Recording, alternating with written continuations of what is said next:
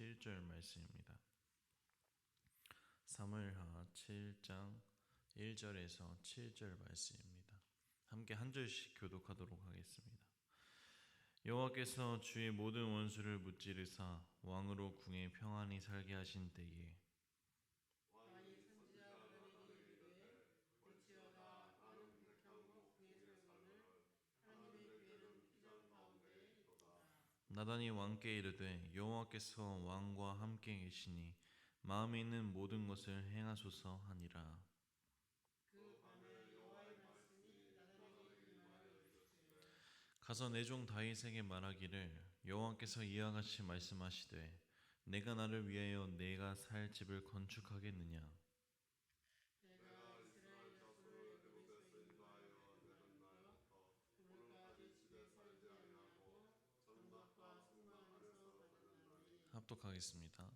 이스라엘 자손과 더불어 다니는 모든 곳에서 내가 내 백성 이스라엘을 먹이라고 명령한 이스라엘 어느 지파들 가운데 하나에게 내가 말하기를 너희가 어찌하여 나를 위하여 백향목 집을 건축하지 아니하였냐고 말하였느냐. 아멘. 오늘도 새벽을 깨워 하나님 앞에 나와 예배드리는 성도님들 마음속에 하나님의 은혜가 함께하기를 소망합니다. 지난 6장 말씀에서 우리는 다윗이 오랫동안 방치되어 왔던 하나님의 언약궤를 드디어 자신의 성 예루살렘으로 모셔온 역사적인 사건을 함께 나누었습니다. 이후 오늘 7장 말씀을 보면 우리는 참된 신앙인의 모습을 볼 수 있는데 함께 1절에서 3절을 합독하도록 하겠습니다. 여호와께서 주의 모든 원수를 무찌르사 왕으로 궁에 평안히 살게 하신 때에 왕이 선지자 나단에게 이르되 볼지어다 나는 백향목 궁에 살거늘 하나님의 궤는 휘장 가운데에 있도다. 나단이 왕께 아뢰되 여호와께서 왕과 함께 계시니 마음에 있는 모든 것을 행하소서 하니라. 아멘. 다윗은 하나님의 축복으로 이제 평화의 시대를 맞이하게 됩니다. 국가적으로 이제 안정되어져 가고 또 하나님의 언약궤를 수도에 안치함으로써 이제 어느 정도 이제 국가의 기반을 마련하지만 다윗의 마음 한편에는 편치 못한 사실이 한 가지 있었습니다. 그것은 2절의 고백처럼 자신은 백향목으로 만든 성전에서 궁전에서 지내고 있지만 그에 비해 하나님의 언약궤는 천으로 쌓여있는 성막 속에서 지내고 있다는 사실이었습니다. 이 말씀을 묵상하면서 다윗이 자신의 이득을 위해서 하나님을 경외한 것이 아니라 참으로 하나님을 사랑하고 있다는 것이 느껴졌습니다. 사랑하기 때문에 생각이 나고 사랑하기 때문에 조금이라도 더 주고 싶고 사랑하기 때문에 자신을 희생하는 것처럼 다윗은 하나님을 사랑하기 때문에 조금이라도 내가 더 무엇을 해드릴 수 있을까?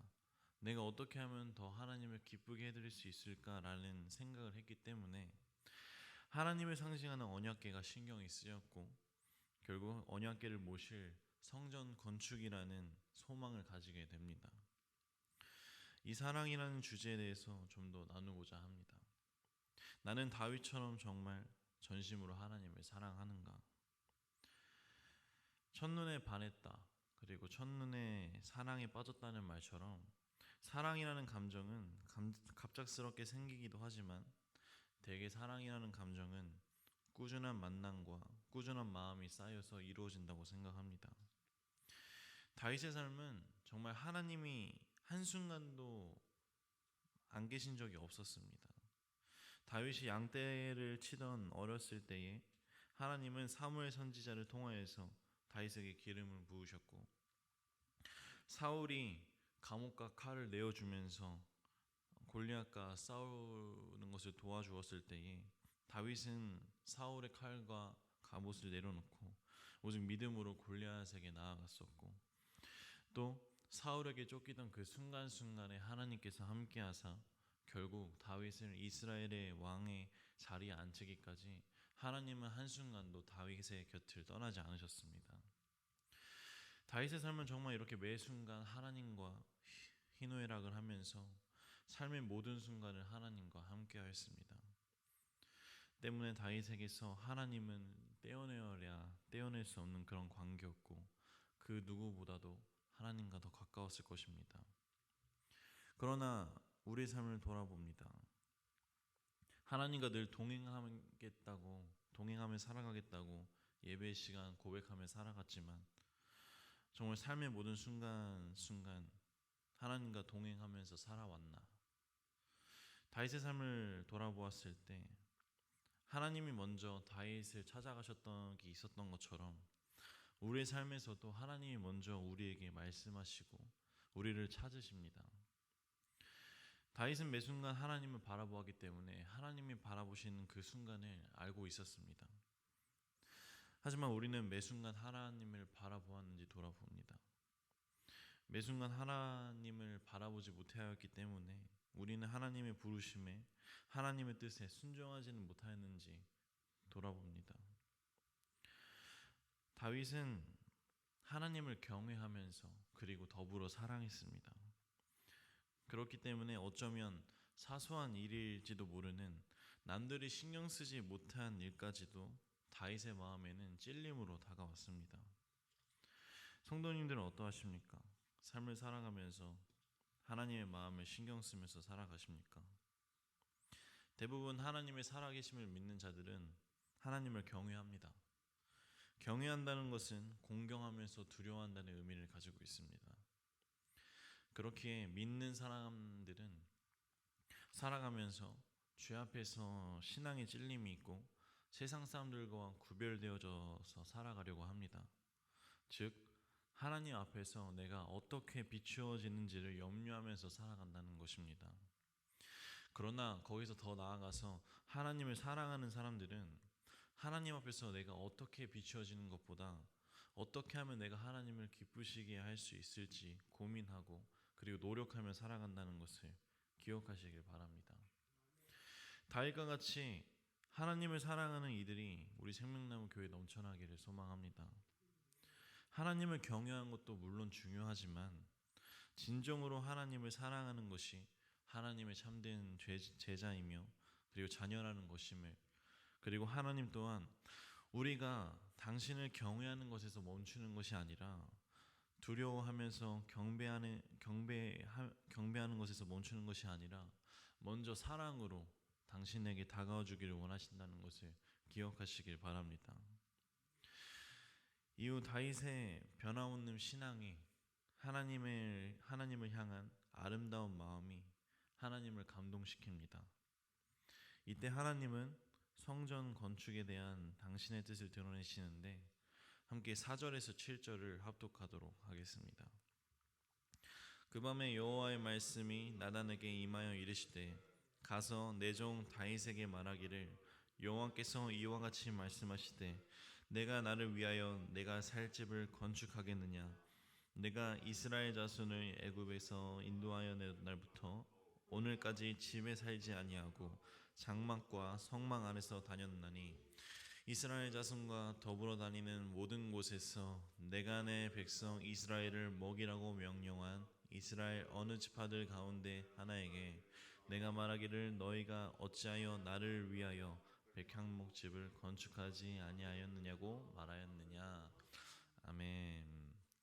다윗의 마음을 아신 하나님께서 나단 선지자를 통하여서 다윗의 성전 건축에 대한 계획이 현재로서는 불필요하다는 것임을 밝히십니다. 이 말은 우리가 함께 나누는 4절 7절 말씀은 하나님은 이제 이스라엘이 출애굽하고 난 지금까지 오늘날까지 줄곧 천막에서 거해 오셨다는 것을 말씀하시면서 하나님의 일시적인 거처가 천막이든지 성전이든지 그 모양은 상관없다고 말씀하시는 것입니다. 왜냐하면 무한하시고 영이신 하나님께서 거하실 만한 곳은 사실상 이 세상 아무데도 없었기 때문에 하나님께서는 이방신들처럼 화려한 궁궐을 원하시지 않으셨습니다. 하지만 하나님께서 원하시는 것이 하나 있었는데 함께 고린도전서 3장 16절을 제가 받들어 읽겠습니다. 너희는 너희가 하나님의 성전인 것과 하나님의 성령이 너희 안에 계시는 것을 알지 못하느냐. 아멘. 하나님께서는 성전을 원하시지 않으셨지만 한 가지 원하셨던 것은 우리의 마음을 원하셨습니다. 우리의 마음 속에 거하시는 것을 하나님께서는 원하셨습니다.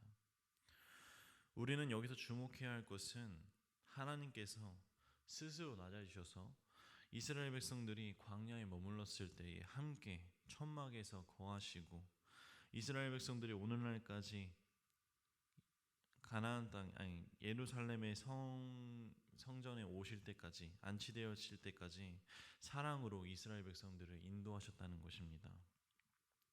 때문에 하나님은 이 모든 사실들을 이스라엘 백성들이 깨닫고 자신의 마음속으로 당신을 하나님을 모시기를 원하신 것입니다.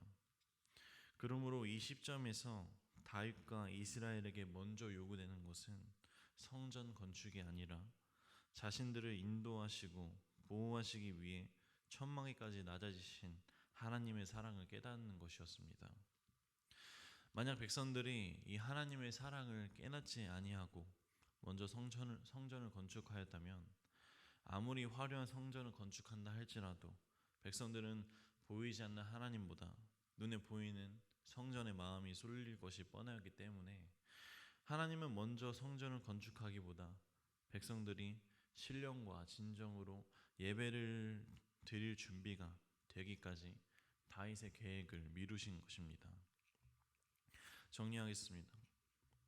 우리는 오늘 함께 나눈 말씀을 통하여서 하나님에 대한 우리의 마음가짐을 돌이켜보고 또 우리를 향한 하나님의 마음을 우리 가슴 속에 새길 필요가 있습니다. 다윗이 하나님을 사랑하였기 때문에 언약궤를 성에 모시는 것에서 그치지 아니하고 언약궤가 안치될 성전을 세우기를 원하였던 것처럼 우리 또한 어떻게 하면 하나님을 기쁘시게 해드릴 수 있을까 고민하고 그리고 행동으로 이어지기까지 그런 참 사랑이 우리의 마음속에 임하기를 소망합니다. 더불어서 우리를 사랑하사 스스로 낮은 자리까지 오셔서 함께 광야 가운데 성막에서 지내셨지만 끝내 화려한 성전을 원하는 것이 아닌 그저 우리의 마음을 원하셨던 하나님의 소박한 사랑을 기억하면서 한 주간 살아갈 때 하나님을 기쁘시게 살아가기 위해 노력하는 그리고 늘 하나님과 동행하면서 살아가는 주의 자녀 되기를 간절히 소망합니다. 기도하겠습니다. 하나님께 참 많은 것을 원하고 바라왔는데 하나님께서는 오직 나에게 원하신 것이 단지 나의 마음뿐이었다는 것이 참 부끄럽게 느껴집니다. 이제 내가 받기만을 원하는 것보다는 이제는 나 또한 하나님께 드리기를 원합니다. 다윗이 하나님을 위해 노력하였던 것처럼 나 또한 그러하게 결단하며 나아갑니다. 한 주간 살아갈 때 하나님의 마음을 소망하며 살아가오니 주님 함께하여 주옵시고 늘 주님의 동행에 감사하며 살아가는 저희가 되게 하옵소서. 나를 통하여서 항상 하나님께서 기뻐하시는 나날을 소망하며 이 모든 말씀 주 예수 그리스도의 이름으로 기도드립니다. 아멘.